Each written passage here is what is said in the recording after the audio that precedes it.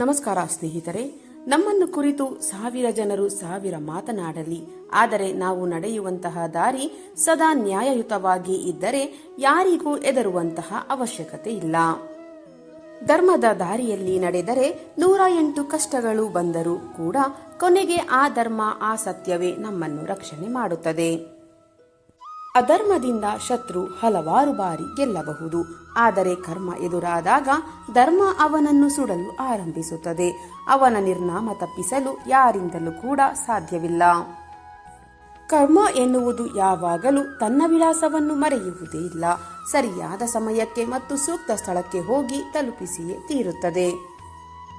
ಜೀವನದಲ್ಲಿ ಹಾಗಾಯಿತು, ಹೀಗಾಯಿತು, ಎಲ್ಲವೂ ಕೆಟ್ಟದ್ದೇ ನಡೆಯುತ್ತಿದೆ, ನಾನು ಪ್ರಾಮಾಣಿಕವಾಗಿ ಇದ್ದೇನೆ, ನನ್ನ ಜೊತೆ ಕೆಟ್ಟದ್ದೇ ನಡೆಯುತ್ತಿದೆ ಎನ್ನುವ ಚಿಂತೆ ನಿಮಗೆ ಬೇಡ. ಜೀವನದಲ್ಲಿ ಯಾರು ನಿಮ್ಮನ್ನು ಕೆಟ್ಟದಾಗಿ ನಡೆಸಿಕೊಳ್ಳುತ್ತಿದ್ದಾರೆಯೋ, ಯಾರು ನಿಮ್ಮ ಬಗ್ಗೆ ಕೆಟ್ಟ ಆಲೋಚನೆಗಳನ್ನು ಮಾಡುತ್ತಿದ್ದಾರೆಯೋ ಅವರಿಗೆ ಕಾಲ ಎನ್ನುವುದು ಕೂಡಿ ಬಂದಾಗ ಅವರ ಬಗ್ಗೆ ಇತರರು ಕೆಟ್ಟದಾಗಿ ಯೋಚಿಸುವ, ಕೆಟ್ಟದ್ದನ್ನು ಮಾಡುವ ರೀತಿಯಲ್ಲಿ ಆ ದೇವರು ಮಾಡೇ ತೀರುತ್ತಾನೆ. ಹಾಗಾಗಿ ಸ್ನೇಹಿತರೆ, ಸದಾ ನೆಮ್ಮದಿಯಿಂದ ಇರಿ. ಬಂದಿದ್ದೆಲ್ಲವನ್ನು ಬಂದಂತೆ ಸ್ವೀಕರಿಸುವಂತಹ ಮನೋಧೋರಣೆಯನ್ನು ಬೆಳೆಸಿಕೊಳ್ಳಿ. ನೆನಪಿರಲಿ ಸ್ನೇಹಿತರೆ, ನಮ್ಮ ವ್ಯಕ್ತಿತ್ವ ಎನ್ನುವುದು ಸ್ವಲ್ಪ ಮಟ್ಟಿಗೆ ಕಠೋರವಾಗಿಯೇ ಇರಬೇಕಂತೆ. ಕೆಲವು ಸಂದರ್ಭಗಳಲ್ಲಿ ನಮ್ಮ ಸರಳತೆ ಮತ್ತು ಸವಿನುಡಿಗಳನ್ನು ನಮ್ಮ ದೌರ್ಬಲ್ಯ ಎಂದು, ನಟನೆ ಎಂದು ಪರಿಗಣಿಸಲಾಗುತ್ತದೆ.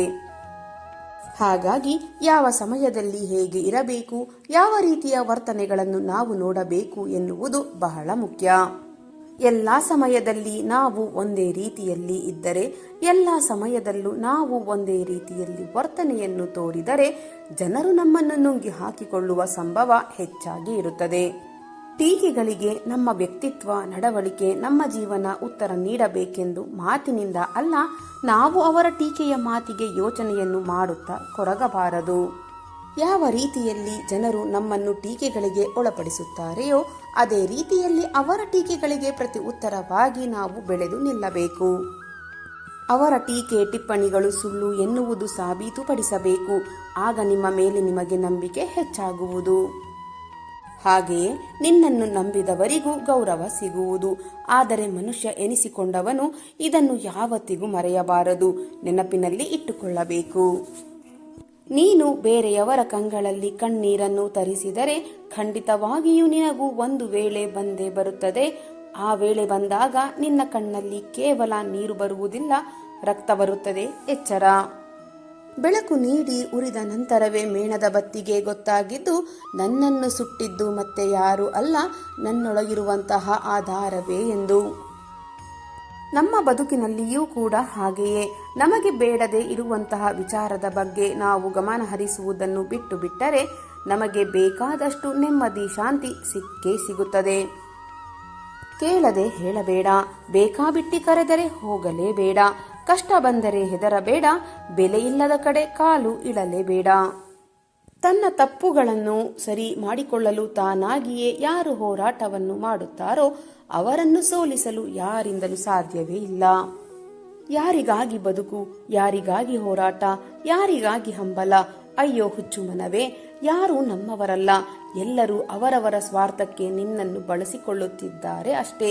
ಈ ಸತ್ಯವನ್ನು ಅರಿತು ಜೀವನವನ್ನು ನಡೆಸು. ಕಾಯಲು ಭಗವಂತನಿರುವಾಗ ಕೆಲಸ ಇಲ್ಲದವರ ಮಾತಿಗೆ ಕೊರಗುವುದೇಕೆ? ಯಾರನ್ನು ನಂಬಿ ಬಂದಿಲ್ಲ ಎಂದ ಮೇಲೆ ಎಲ್ಲರೂ ನಮ್ಮ ಜೊತೆ ಇರುತ್ತಾರೆ ಎನ್ನುವ ಮೋಹ ಯಾಕೆ? ಮೋಸ ಮಾಡಿ ಗೆದ್ದವರು ಉದ್ಧಾರ ಆಗಿರುವಂತಹ ಚರಿತ್ರೆಯೇ ಇಲ್ಲ. ನ್ಯಾಯದಿಂದ ನಡೆದವರು ಕೊನೆಯಲ್ಲಿ ಸೋತಿರುವಂತಹ ಇತಿಹಾಸವೇ ಇಲ್ಲ. ಹಾಗಾಗಿ ಸದಾ ನ್ಯಾಯ, ಧರ್ಮ, ಸತ್ಯದಿಂದ ಬದುಕುವುದನ್ನು ಕಲಿತುಕೊಳ್ಳಿ. ನಡೆಯುವಂತಹ ಹಾದಿಯಲ್ಲಿ ಚುಚ್ಚುವ ಮುಳ್ಳುಗಳು ಇದ್ದರೆ ಪಾದರಕ್ಷಣೆಗಳನ್ನು ಮೆಟ್ಟಿ ನಡೆಯಬೇಕು. ನಡೆಯುವ ದಾರಿಯಲ್ಲಿ ಚುಚ್ಚಿ ಮಾತನಾಡುವಂತಹ ಜನರು ನಿನ್ನ ಕಣ್ಣೆದುರಿಗೆ ಬಂದರೆ ಅವರನ್ನು ಪಾದರಕ್ಷೆ ಬಿಡುವಂತಹ ಸ್ಥಳದಲ್ಲಿ ಬಿಟ್ಟು ನಡೆಯುವುದನ್ನು ಕಲಿಯಬೇಕು. ಒಟ್ಟಾರೆಯಾಗಿ ನಿನಗೆ ಯಾವುದು ಒಳ್ಳೆಯದೋ ಆ ವಿಚಾರದ ಕಡೆ ನಿನ್ನ ಗಮನ ಹರಿಸು. ಹೊಡೆತದ ನೋವನ್ನು ತಡೆದುಕೊಳ್ಳುವಂತಹ ಶಕ್ತಿ ನೀಡಿರುವಂತಹ ಆ ಭಗವಂತನು ಸಮಯ ಬಂದಾಗ ತಿರುಗಿಸಿ ಹೊಡೆಯುವಂತಹ ತಾಕತ್ತನ್ನು ಕೂಡ ನೀಡಿರುತ್ತಾನೆ. ನಿಂದನೆಗೆ ಹೆದರಿ ಯಾವತ್ತಿಗೂ ಗುರಿಯನ್ನು ಬಿಡಬೇಡ, ಏಕೆಂದರೆ ಗುರಿ ಮುಟ್ಟಿದ ನಂತರ ನಿಂದಿಸಿದವರ ಮಾತು ಸಹ ಬದಲಾಗುವುದು. ಯಾವ ವ್ಯಕ್ತಿ ಸುಖ ಮತ್ತು ದುಃಖ ಎರಡರಲ್ಲೂ ವಿಚಲಿತನಾಗುವುದಿಲ್ಲವೋ, ಎರಡರಲ್ಲೂ ಸಮಾನವಾಗಿ ಇರುತ್ತಾನೆಯೋ ಅಂತಹ ವ್ಯಕ್ತಿ ಮುಕ್ತಿಗೆ ಅರ್ಹನಾಗಿರುತ್ತಾನೆ. ಜನರು ಬಣ್ಣ ಬದಲಾಯಿಸಿದರೆ ಭಗವಂತ ಸಮಯವನ್ನೇ ಬದಲಾಯಿಸುತ್ತಾನೆ. ಮೇಲಿನ ಭಗವಂತ ನಿಮ್ಮ ಕಡೆ ಇರುವಾಗ ಚಿಂತೆ ಎನ್ನುವುದು ಏಕೆ? ಕಾಲಕ್ಕೆ ತಕ್ಕಂತೆ ಸಮಯಕ್ಕೆ ತಕ್ಕಂತೆ ಯಾವುದನ್ನು ಯಾರಿಗೆ ಹೇಗೆ ಕೊಡಬೇಕು ಎನ್ನುವುದು ಆ ಮೇಲಿರುವ ಭಗವಂತನಿಗೆ ಸರಿಯಾಗಿ ಗೊತ್ತಿರುತ್ತದೆ. ಇನ್ನು ಕಂಡವರ ಮಾತಿಗೆ ನೀನು ತಲೆಕೆಡಿಸಿಕೊಳ್ಳುವಂತಹ ಅವಶ್ಯಕತೆ ಇರುವುದಿಲ್ಲ. ಇತರರ ಒಳಿತನ್ನು ನೋಡಿ ಮುಲಾಜಿಲ್ಲದೆ ಗುಣಗಾನ ಮಾಡು. ಬೇರೆಯವರ ಕೆಡಕನ್ನು ಮಾತನಾಡುವಾಗ 100 ಬಾರಿಯಲ್ಲ 1000 ಬಾರಿ ಯೋಚಿಸು. ಯಾವುದು ನಿನ್ನ ಭಾಗ್ಯದಲ್ಲಿ ಇರುತ್ತದೆಯೋ ಅದು ನಿನಗೆ ಸಮಯಕ್ಕೆ ತಕ್ಕಂತೆ ಸಿಕ್ಕೇ ಸಿಗುತ್ತದೆ. ಯಾವುದು ನಿನ್ನದಲ್ಲವೋ ಅದು ನೀನು ಎಷ್ಟೇ ಪ್ರಯತ್ನವನ್ನು ಪಟ್ಟರೂ ಸಿಗಲಾರದು. ನಾವು ಚಿಂತೆಯನ್ನು ಬಿಟ್ಟು ಬಿಡಬೇಕು, ಏಕೆಂದರೆ ಇಲ್ಲಿ ಈ ಭೂಮಿಯ ಮೇಲೆ ಬರುವಾಗ ನಾವು ಏನನ್ನು ತಂದಿರುವುದಿಲ್ಲ, ಹೋಗುವಾಗಲೂ ಕೂಡ ಏನನ್ನು ಅಥವಾ ಯಾರನ್ನು ಕರೆದುಕೊಂಡು ಹೋಗುವುದಿಲ್ಲ. ಇಲ್ಲಿ ನಾವು ಬಂದಿರುವುದು ಒಂಟಿಯಾಗಿ, ಹೋಗುವುದು ಒಂಟಿಯಾಗಿಯೇ. ಹಾಗಾಗಿ 3 ದಿನದ ಈ ಜೀವನದಲ್ಲಿ ಇದು ನನ್ನದು ಅದು ನನ್ನದು ಎನ್ನುವಂತಹ ತಾರತಮ್ಯ ಬೇಕೇ? ಒಳ್ಳೆಯ ಕೆಲಸಗಳು ಯಾವತ್ತಿಗೂ ವ್ಯರ್ಥವಾಗುವುದೇ ಇಲ್ಲ, ಯಾವಾಗಲೂ ದೇವರಿಂದ ಪ್ರತಿಫಲಕ್ಕೆ ಒಳಗಾಗಲ್ಪಡುತ್ತವೆ. ಒಳ್ಳೆಯ ಕಾರ್ಯಗಳನ್ನು ಮಾಡುತ್ತಾ ಸಾಗಿ. ಎಲ್ಲರೂ ಹೇಳುತ್ತಾರೆ ಮನುಷ್ಯ ಖಾಲಿ ಕೈಯಲ್ಲಿ ಬರುತ್ತಾನೆ ಮತ್ತು ಖಾಲಿ ಕೈಯಲ್ಲಿ ಹೋಗುತ್ತಾನೆ ಎಂದು. ಆದರೆ ಮನುಷ್ಯ ಬರುವಾಗ ಭಾಗ್ಯದ ಜೊತೆ ಬಂದು ಹೋಗುವಾಗ ಕರ್ಮದ ಫಲಗಳನ್ನು ಹೊತ್ತುಕೊಂಡು ಹೋಗುತ್ತಾನೆ. ಒಳ್ಳೆಯದರ ಪ್ರತಿಫಲ ಒಳ್ಳೆಯದ್ದೇ ಆಗಿರುತ್ತದೆ ಎಂಬುದನ್ನು ನೆನಪಿಡಿ. ಪ್ರತಿದಿನವೂ ಒಳ್ಳೆಯ ದಿನವೇ ಅಲ್ಲ, ಆದರೆ ಪ್ರತಿದಿನದಲ್ಲೂ ಒಂದು ಒಳಿತು ಇದ್ದೇ ಇರುತ್ತದೆ. ಖುಷಿಯನ್ನು ಕಾಪಾಡಿಕೊಳ್ಳುವುದು ನಿಮ್ಮ ಅತಿ ದೊಡ್ಡ ಸಾಧನೆ ಮತ್ತು ಶಕ್ತಿಯಾಗಿರುತ್ತದೆ. ನೆನಪಿಡಿ, ಆಧ್ಯಾತ್ಮ ಮತ್ತು ಧರ್ಮಕ್ಕೆ ಹೆಚ್ಚು ಪ್ರಾಮುಖ್ಯತೆಯನ್ನು ನೀಡಿ. ನಶ್ವರ ಜಗತ್ತಿನ ಮಾಯೆಗಳಿಗೆ ಸೋಲದೆ ಆಧ್ಯಾತ್ಮಕ್ಕೆ ಶರಣಾಗಿ. ನಿಮ್ಮ ಯೋಜನೆಗೆ ಸರಿ ಹೊಂದುವ ಜೀವನ ಶೈಲಿ ನಿಮ್ಮದಾಗಿರಲಿ. ಸತ್ಯವನ್ನು ಸತ್ಯವಾಗಿ ಕಾಣಿ ಮತ್ತು ಸತ್ಯಕ್ಕೆ ತಲೆಬಾಗಿ. ಜೀವನದಲ್ಲಿ ಸುಲಭವಾಗಿ ಸೋಲನ್ನು ಒಪ್ಪಿಕೊಳ್ಳಬೇಡಿ. ಆತ್ಮವಿಶ್ವಾಸ ನಿಮ್ಮ ಜೊತೆಗಿರಲಿ. ಬದುಕಿನ ಹೆಚ್ಚು ಕ್ಷಣಗಳನ್ನು ನಿಮಗಾಗಿ ಮೀಸಲಿರಿಸಿ. ಸುಡುವ ಬೆಂಕಿಯನ್ನು ತಿಳಿದವರು ಅದರ ನೋವನ್ನು ಅನುಭವಿಸದೆ ಇರಲು ಹೇಗೆ ಸಾಧ್ಯ? ನೊಂದವರ ಬಾಳಿಗೆ ಬೆಂಕಿ ಹಚ್ಚಿದವರು ಅವರು ಹಾಕಿದ ಪ್ರತಿ ಕಣ್ಣೀರಿನ ಶಾಪದ ಬೆಂಕಿಯಲ್ಲಿ ಸುಟ್ಟು ನರಳಬೇಕು.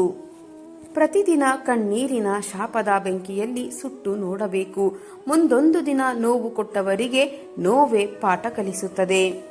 ಕೆಲವರ ಬದುಕಿನಲ್ಲಿ ಆತ್ಮೀಯರಾಗಲು ಹೋಗಬಾರದು, ಅತಿಥಿಗಳಾಗಿಯೇ ಉಳಿಯಬೇಕು. ಯಾಕೆಂದರೆ ಕೆಲವೊಮ್ಮೆ ಆತ್ಮೀಯತೆ ನಮಗೆ ಮುಳುವಾಗಿ ಸ್ನೇಹ ಸಂಬಂಧಗಳನ್ನು ಹಾಳು ಮಾಡಿಬಿಡುತ್ತದೆ. ನಿಮ್ಮದು ಎಂದು ಒಂದು ಸಾರಿ ಆ ದೇವರು ಬರೆದರೆ ಸಾಕು, ಪ್ರಪಂಚದಲ್ಲಿ ನೀವು ಎಲ್ಲೇ ಇದ್ದರೂ ಅದು ನಿಮ್ಮನ್ನು ಹುಡುಕಿಕೊಂಡು ಬಂದೇ ಬರುತ್ತದೆ. ಅದು ವಸ್ತುವಾದರೂ ಸರಿ, ವ್ಯಕ್ತಿಯಾದರೂ ಸರಿ. ಸತ್ಯದಲ್ಲಿ ನಡೆಯುವ ದಾರಿಗೆ ಅಡ್ಡಿ ಆತಂಕಗಳು ಸಮಸ್ಯೆಗಳು ಅವಶ್ಯಕವಾಗಿ ಎದುರಾಗುತ್ತದೆ. ಆದರೆ ಪರಮಾತ್ಮನು ಅವರ ಜೀವನದ ದೋಣಿಯನ್ನು ಎಂದಿಗೂ ಮುಳುಗಲು ಬಿಡುವುದಿಲ್ಲ. ಬದಲಾಗಿ ನಿಮ್ಮಿಂದ ಮಾಡಲ್ಪಟ್ಟ ಕರ್ಮಗಳೇ ನಿಮ್ಮ ಅಂತಿಮ ತೀರ್ಪನ್ನು ನೀಡುತ್ತದೆ. ತೀರ್ಪುಗಾರ ಮೇಲೆ ಇದ್ದಾನೆ, ನಾವು ಇಲ್ಲಿ ಬರೀ ಆಟಗಾರರು ಅಷ್ಟೇ. ನೆನಪಿರಲಿ ಸ್ನೇಹಿತರೆ, ಕೆಲವು ಸಂಬಂಧಗಳನ್ನು ಆ ದೇವರೇ ಹಾಳು ಮಾಡಿಬಿಡುತ್ತಾನೆ, ಯಾಕೆಂದರೆ ನಮ್ಮ ಜೀವನ ಹಾಳಾಗಬಾರದು ಎಂದು. ಮೂರ್ಖರಾಗಿರಿ, ಸಂಬಂಧಗಳು ಹಾಗೆಯೇ ಉಳಿಯುತ್ತದೆ. ತಪ್ಪಿನ ವಿರುದ್ಧ ನೀವು ಧ್ವನಿ ಎತ್ತುವ ದಿನ ಸಂಬಂಧಗಳು ಮುರಿಯಲು ಪ್ರಾರಂಭಿಸುತ್ತದೆ. ಯಾವುದೇ ಒಳ್ಳೆಯ ಕೆಲಸವಾಗಲಿ ಪ್ರಯತ್ನವೆಂಬುದು ಅಧಿಕವಾದರೆ ಹಣೆ ಬರಹವು ಶಿರವಾಗುತ್ತದೆ. ಇದು ನಿಶ್ಚಿತ. ಅಧರ್ಮದ ದಾರಿಯಲ್ಲಿ ಶತ್ರು ಕೆಲವೊಮ್ಮೆ ಗೆಲ್ಲಬಹುದು, ಆದರೆ ಕರ್ಮ ಎದುರಾದಾಗ ಧರ್ಮ ಅವನನ್ನು ಸುಡುತ್ತಾ ಬರುತ್ತದೆ. ಅವನ ನಿರ್ನಾಮ ತಪ್ಪಿಸಲು ಯಾರಿಂದಲೂ ಸಾಧ್ಯವಿಲ್ಲ. ಮನುಷ್ಯನಿಗೆ ಅಹಂ ಬರಲು ಕಾರಣಭೂತವಾದ ವಿಷಯಗಳೆಂದರೆ ರೂಪ, ಯೌವನ, ಅಧಿಕಾರ, ಸಂಪತ್ತು ಹಾಗೂ ಖ್ಯಾತಿ. ಇವೆಲ್ಲವೂ ಶಾಶ್ವತವಲ್ಲ ಎಂಬ ಪಟು ಸತ್ಯದ ಅರಿವಿದ್ದವರು ಮಾತ್ರ ವಿನಯವಂತರಾಗಿರುತ್ತಾರೆ. ಒಳ್ಳೆಯವರು ಯಾರಿಗೂ ಮೋಸ ಮಾಡುವುದಿಲ್ಲ. ಅವರ ಒಳ್ಳೆಯತನದಿಂದಲೇ ಹೆಚ್ಚಾಗಿ ಅವರು ಮೋಸ ಹೋಗುತ್ತಾರೆ. ಇತರರನ್ನು ದೂಷಿಸುವ ಮೊದಲು ನಿಮ್ಮನ್ನು ನೀವು ಸರಿಪಡಿಸಿಕೊಳ್ಳಲು ಪ್ರಾರಂಭಿಸಿದಾಗ ನಿಜವಾದ ಬೆಳವಣಿಗೆ ಪ್ರಾರಂಭವಾಗುತ್ತದೆ. ಮೂರ್ಖ ಜನರಿಂದ ಹೊಗಳಿಸಿಕೊಳ್ಳುವುದಕ್ಕಿಂತ ಬುದ್ಧಿವಂತರಿಂದ ಬಯಸಿಕೊಳ್ಳುವುದು ಉತ್ತಮ. ಬದುಕಿನ ಎಲ್ಲ ಸಮಸ್ಯೆಗಳಿಗೆ ನಮ್ಮ ಆಲೋಚನೆಗಳು ಮೂಲ ಕಾರಣ. ಸರಿಯಾದ ಜ್ಞಾನವೇ ನಮ್ಮೆಲ್ಲ ಸಮಸ್ಯೆಗಳಿಗೆ ಅತ್ಯುತ್ತಮ ಪರಿಹಾರ. ಪ್ರಯತ್ನಪಟ್ಟವನು ಸೋತೇ ಇಲ್ಲ, ಆಗುವುದೇ ಇಲ್ಲ ಎನ್ನುವವನು ಗೆಲ್ಲುವುದೇ ಇಲ್ಲ. ಪ್ರಯತ್ನಂ ಸರ್ವಸಿದ್ಧಿ ಸಾಧನಂ. ಜೀವನದಲ್ಲಿ ಬದಲಾವಣೆ ಅನಿವಾರ್ಯ ಎನ್ನುವಷ್ಟು ದೊಡ್ಡ ಪೆಟ್ಟು ಬಿದ್ದಾಗ ಮಾತ್ರ ಮನುಷ್ಯ ಬದಲಾಗುತ್ತಾನೆ. ಕುದಿಯುವ ನೀರಿನಲ್ಲಿ ನೆರಳು ಹೇಗೆ ಕಾಣಿಸುವುದಿಲ್ಲವೋ ಅದೇ ರೀತಿಯಲ್ಲಿ ತೊಂದರೆಗೊಳಗಾದಾಗ ಮನಸ್ಸಿನಲ್ಲಿ ಪರಿಹಾರಗಳು ಗೋಚರಿಸುವುದಿಲ್ಲ. ಶಾಂತವಾಗಿರಿ ಮತ್ತು ಧೈರ್ಯದಿಂದ ನಿಮ್ಮ ಎಲ್ಲ ಸಮಸ್ಯೆಗಳಿಗೆ ಪರಿಹಾರವನ್ನು ನೀವು ಕಂಡುಕೊಳ್ಳುತ್ತೀರಿ. ಕಷ್ಟದ ಸಮಯವನ್ನು ಕೂಡ ನೀವು ಸಂತೋಷದಿಂದ ವಿವರಿಸುವ ಸಮಯ ಖಂಡಿತವಾಗಿಯೂ ನಿಮ್ಮ ಜೀವನದಲ್ಲಿ ಬಂದೇ ಬರುತ್ತದೆ. ಪರರನ್ನು ನಿಂದಿಸಿ ಪರಮ ಪಾಪಿಯಾಗಬೇಡಿ. ಪರರಿಗೆ ಉಪಕಾರ ಮಾಡಿ ಪರಮಾತ್ಮನ ಪ್ರೀತಿಗೆ ಪಾತ್ರರಾಗಿ. ಒಳ್ಳೆಯ ಆಲೋಚನೆಗಳು ಮತ್ತು ಉದ್ದೇಶಗಳನ್ನು ಹೊಂದಿರುವ ವ್ಯಕ್ತಿಗೆ ದೇವರು ಖಂಡಿತವಾಗಿಯೂ ಒಂದಲ್ಲ ಒಂದು ರೂಪದಲ್ಲಿ ಸಹಾಯ ಮಾಡಲು ಬಂದೇ ಬರುತ್ತಾನೆ. ಸತ್ಯ ಜಗತ್ತನ್ನು ನಿಯಂತ್ರಿಸುತ್ತದೆ. ಧರ್ಮ ಸತ್ಯದಲ್ಲಿಯೇ ಅಡಗಿದೆ. ತಾತ್ಕಾಲಿಕವಾಗಿ ಸುಳ್ಳು ಗೆದ್ದಂತೆ ಕಂಡರೂ ಕೊನೆಯ ವಿಜಯ ಸತ್ಯಕ್ಕೆ. ಬಳಸಿಕೊಂಡವರನ್ನು ಮರೆಯಬೇಕೇ ಹೊರತು ಬೆಳೆಸಿದವರನ್ನಲ್ಲ. ಕೋಪ ಎಲ್ಲರಿಗೂ ತಕ್ಷಣಕ್ಕೆ ಬರುತ್ತದೆ, ಆದರೆ ತಾಳ್ಮೆ ಎನ್ನುವುದು ಬದುಕನ್ನು ಚೆನ್ನಾಗಿ ಅರಿತವರ ಬಳಿ ಮಾತ್ರವೇ ಇರುತ್ತದೆ. ಭಕ್ತಿ ಮತ್ತು ನಂಬಿಕೆ ಹೆಚ್ಚಾದಾಗ ಪವಾಡಗಳು ತಾನಾಗಿಯೇ ಸಂಭವಿಸುತ್ತದೆ. ವೈರಿಗಿಂತಲೂ ಹತೋಟಿ ಇಲ್ಲದ ಮನಸ್ಸೇ ಹೆಚ್ಚು ಕೆಡುಕನ್ನು ಉಂಟು ಮಾಡುತ್ತದೆ. ಆದ್ದರಿಂದ ಸ್ನೇಹಿತರೆ, ಮನಸ್ಸಿಗೆ ಒಡೆಯರಾಗಿ ಗುಲಾಮರಲ್ಲ. ಸುಳ್ಳು ವೇಗವಾಗಿ ಹರಡುವುದು ನಿಜ, ಆದರೆ ಸತ್ಯ ಇರುವುದು ಅಷ್ಟೇ ಸತ್ಯ. ಇತರರ ಹೇಳಿಕೆ ಕಂಡು ಅಸೂಯೆ ಪಡಬೇಡಿ. ಇವುಗಳಿಂದ ನೋವುಗಳೇ ಹೊರತು ಸಂತೋಷ ಎಂದಿಗೂ ಸಿಗುವುದಿಲ್ಲ. ಸಾಧ್ಯವಾದರೆ ಪ್ರೀತಿ ಹಂಚಿ ಅದರ 2ರಷ್ಟು ನಿಮಗೆ ಸುಖ, ಶಾಂತಿ ಮತ್ತು ನೆಮ್ಮದಿ ಸಿಗುತ್ತದೆ. ನಂಬಿಕಸ್ಥರಿಂದ ಮೋಸ ಹೋದೆವು ಎಂದು ಪ್ರಾಮಾಣಿಕರು ಚಿಂತಿಸಬೇಕಾಗಿಲ್ಲ. ಯಾಕೆಂದರೆ ಇತಿಹಾಸದಲ್ಲಿ ಉಳಿದಿರುವವರು ಪ್ರಾಮಾಣಿಕರೇ ಹೊರತು ಮೋಸಗಾರರಲ್ಲ. ಯುದ್ಧ ಭೂಮಿಗೆ ಇಳಿದ ಮೇಲೆ ಸಂಬಂಧಗಳ ಬಗ್ಗೆ ಚಿಂತಿಸಬಾರದು. ಯಾಕೆಂದರೆ ಸಂಬಂಧಗಳು ಸರಿ ಇದ್ದಿದ್ದರೆ ಯುದ್ಧವೇ ನಡೆಯುತ್ತಿರಲಿಲ್ಲ. ಉರಿದು ಬೆಳಕು ಕೊಡುವ ದೀಪದಂತೆ 1000 ಮುಳ್ಳಿದ್ದರೂ ನಗುವ ಸುಂದರ ಗುಲಾಬಿ ಹೂವಿನಂತೆ ಜೀವನದಲ್ಲಿ ಕಷ್ಟಗಳೆಂಬ ಮುಳ್ಳುಗಳಿದ್ದರೂ ನಗುವೆಂಬ ಬೆಳಕು ಸದಾ ನಿಮ್ಮ ಮುಖದಲ್ಲಿರಲು ಪ್ರಯತ್ನಿಸಬೇಕು. ಜೀವನದಲ್ಲಿ ನಾವು ಒಮ್ಮೆ ಮಾಡಿದ ತಪ್ಪಿನ ಕಾರ್ಯವನ್ನು ಅರಿತು ಮತ್ತೆ ಅದೇ ಕಾರ್ಯವನ್ನು ಮಾಡಲು ಮುಂದಾದರೆ ಅದು ಮತ್ತೆ ತಪ್ಪಾಗಿರದೆ ನಮ್ಮ ಸರಿಯಾದ ನಿರ್ಧಾರವಾಗಿರಬೇಕು. ನಮಗೆ ನಮ್ಮ ಮೇಲೆ ಅಭಿಮಾನ, ಗೌರವ ಮತ್ತು ಶ್ರದ್ಧೆ ಇದ್ದರೆ ನಮ್ಮ ನಿರ್ಧಾರಗಳು ದೃಢವಾಗಿರುತ್ತದೆ ಮತ್ತು ಪ್ರಾಮಾಣಿಕವಾಗಿ ಕಠಿಣ ರೀತಿಯಲ್ಲಿ ಪ್ರಯತ್ನ ಪಡಲು ಹಾಗೂ ಗೆಲುವಿನ ಮೆಟ್ಟಿಲು ಹತ್ತಲು ಪ್ರೇರಣೆ ಸಿಗುತ್ತದೆ. ನಮ್ಮ 3 ಅಂಚಿನ ನಾಲಿಗೆಯು 6 ಅಡಿ ಉದ್ದದ ಮನುಷ್ಯನನ್ನು ಕೊಲ್ಲುತ್ತದೆ. ಆದ್ದರಿಂದ ಸ್ನೇಹಿತರೆ, ನಾಲಿಗೆಯ ಬಳಕೆಯ ಮೇಲೆ ನಿಯಂತ್ರಣ ಅತ್ಯವಶ್ಯಕ. ಜೀವನ ಎನ್ನುವುದು ಒಂದು ಕಲೆ, ಏಕೆಂದರೆ ಜೀವನದೊಳಗಿನ ನಾನಾ ಅನುಭವಗಳು ನಮ್ಮ ಮನಸ್ಸನ್ನು ವಿಚಲಗೊಳಿಸುತ್ತದೆ. ಮುಂದಿನ ದಾರಿಯ ಸುಸೂತ್ರವಾದ ಪಯಣಕ್ಕೆ ನಮ್ಮನ್ನು ಅಣಿಗೊಳಿಸುತ್ತದೆ. ಆತ್ಮಸಾಕ್ಷಿಗೆ ಧೈರ್ಯದಿಂದ ಉತ್ತರ ಕೊಡಬಲ್ಲೆ, ಆದರೆ ಯಾರಲ್ಲಿ ಕ್ಷಮೆ ಕೇಳಬೇಕಾದಂತಹ ಕೆಲಸಗಳನ್ನು ಮಾಡಬೇಕಾದ ಅಗತ್ಯವಿರುವುದಿಲ್ಲ. ಹಾಗೆಯೇ ಮನಸ್ಸಿನ ಮಾತನ್ನು ತಾಳ್ಮೆಯಿಂದ ಕೇಳಿದರೆ ಯಾವ ಸಮಸ್ಯೆಯಲ್ಲಿಯೂ ಸಿಕ್ಕಿ ಹಾಕಿಕೊಳ್ಳುವುದಿಲ್ಲ. ಸಾವಿಗೆ ಯಾರು ಹೆದರಬಾರದು, ಯಾಕೆಂದರೆ ಸಾವಿನ ಭಯವನ್ನು ಹೋಗಲಾಡಿಸಲು ಒಂದು ಮಂತ್ರವಿದೆ. ಅದೇನೆಂದರೆ, ಸಾವು ನಾನಿರುವವರೆಗೂ ನನ್ನ ಬಳಿ ಬಾರದು, ಸಾವು ನನ್ನ ಬಳಿ ಬಂದ ಕ್ಷಣದಲ್ಲಿ ನಾನು ಇರಲಾರೆನು. ಆದರೆ ಇವೆರಡನ್ನು ಮೀರಿ ನಮಗೆ ತೋಚಿದಂತೆ ನಡೆಯುವುದೇ ನಮ್ಮೆಲ್ಲ ಕಷ್ಟಗಳಿಗೂ ಕಾರಣ. ಜೀವನದಲ್ಲಿ ಎಷ್ಟೇ ಅಡೆತಡೆಗಳು ಎದುರಾದರೂ ಸೂರ್ಯ ಉದಯಿಸದೆ ಇರಲಾರನು. ಅದೇ ರೀತಿ ಜೀವನದ ಪಯಣದಲ್ಲಿ ನಮ್ಮ ಗುರಿ ಸಾಧನೆಗೆ ಅಡ್ಡಿ ಆತಂಕಗಳು ಎದುರಾಗುವುದು ಸಹಜ. ಅದಕ್ಕೆ ಅಂಜಬಾರದು. ನಮ್ಮ ಗಮನ ನಮ್ಮ ಗುರಿಯ ಕಡೆಗೆ ಇರಬೇಕು. ಸೋತವನನ್ನು ನೋಡಿ ನಗಬಾರದು. ಸೋಲು ಅವನ ತಪ್ಪಲ್ಲ, ಸಮಯ ಸಂದರ್ಭ ಅವನ ಜೀವನದಲ್ಲಿ ಸೋಲುವಂತೆ ಮಾಡುತ್ತದೆ. ಸೋತವರನ್ನು ನೋಡಿ ನಗುವುದಕ್ಕಿಂತ ಸೋತವರನ್ನು ಸಂತೈಸುವುದು ಅಪೇಕ್ಷಣೀಯ. ಸಂಬಂಧ ಎನ್ನುವುದು ಬಡವ ಬಲ್ಲಿದ ಲೆಕ್ಕಾಚಾರದ ಮೇಲಿರಬಾರದು. ಕುಡಿಯಲು ಯೋಗ್ಯವಿಲ್ಲದ ನೀರು ಕೂಡ ಬೆಂಕಿಯನ್ನು ನಂದಿಸುತ್ತದೆ. ನಮ್ಮನ್ನು ಹೊಗಳುತ್ತಿರುವ ಸಾವಿರಾರು ಜನರಿಗಿಂತ ತಪ್ಪು ಮಾಡಿದಾಗ ತಿದ್ದುವ ಒಬ್ಬ ಒಳ್ಳೆಯ ಮಿತ್ರ ಮತ್ತು ಗುರು ಇದ್ದರೆ ಸಾಕು.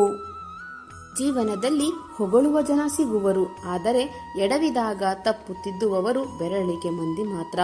ಶತ್ರುಗಳಿಗಿಂತ ಅಸೂಯೆ ತುಂಬಿದ ಸ್ನೇಹಿತರೆ ಅಪಾಯಕಾರಿ. ಅಂತಹವರಿಂದ ದೂರವಾಗಿ ಇರುವುದು ಒಳ್ಳೆಯದು.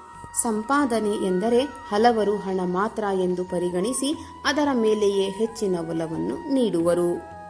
ಆದರೆ ನಮ್ಮ ಬದುಕಿನಲ್ಲಿ ನಾನಾ ಅನುಭವಗಳು, ಸಂಬಂಧಗಳು, ನಮಗೆ ದೊರಕುವ ಗೌರವ, ಪರರ ಮೇಲೆ ಪ್ರೀತಿ ಮತ್ತು ನಂಬಿಕೆ ಇವುಗಳು ಕೂಡ ಸಂಪಾದನೆಯ ಸಾಲಿಗೆ ಸೇರುತ್ತದೆ.